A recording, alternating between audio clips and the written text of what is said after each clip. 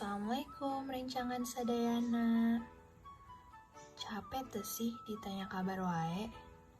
Hayu atuh orang capeken bareng dina ieu podcast lanjutan Lutong Kasarung.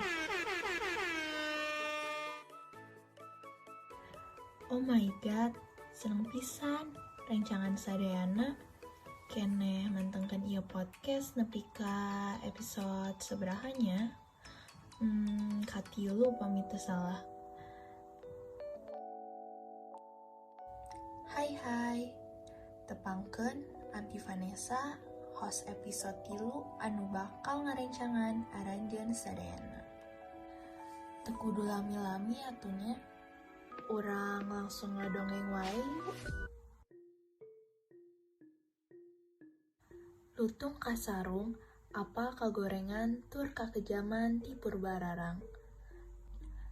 Anu ngadiukan kursi Ratu Karajaan Pasir Batang.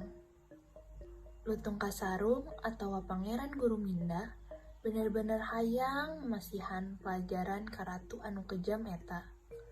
Jadi, pas manehna apal rencana Purbararang malarian satok kurban di leuweung, Lutung Kasarung nyerah mereken manehna meh ditewaku pembantuna Purbararang.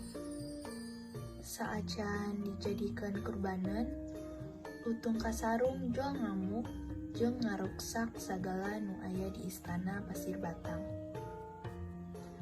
Prajurit Karajaan Pasir Batang anu aya di dinya anu boga niatan newak si Lutung jadi teu bisa nanaon.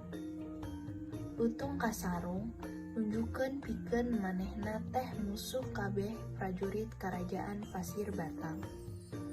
Ningali kondisi prajurit anu kacau balau, Purbararang minta bantuan ka Uwak Barata meh ngajinakeun Lutung Kasarung.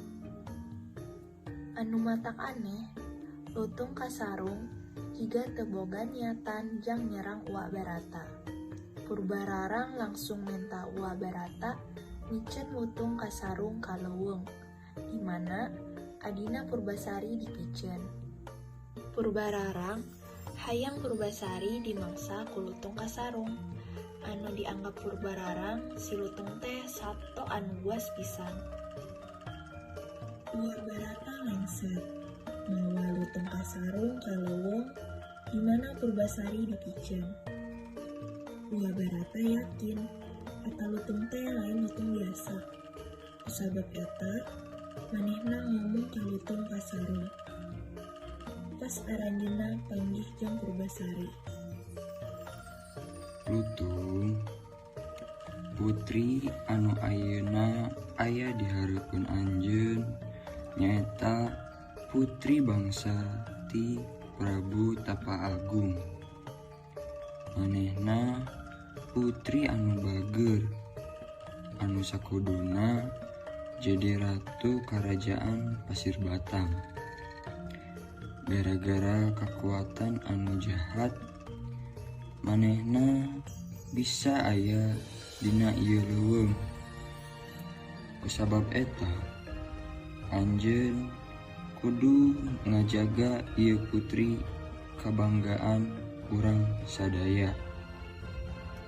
Lutung Kasarung ngambilkeun mastakana anu jadi tanda manehna ngartos. Cik, ngartos naon? Pamitos ngartos, kira-kira kumaha nya kelanjutanna? Habis sih penasaran. Lanya rencangan sadayana teu penasaran sih. Janten, pantengkan episode selanjutnya nya. Salam TV, Jodana BTS. Henteu Hereida, Vina, jeung Vanessa lain BTS. Sakitu hungkul ti abdi. Bye-bye.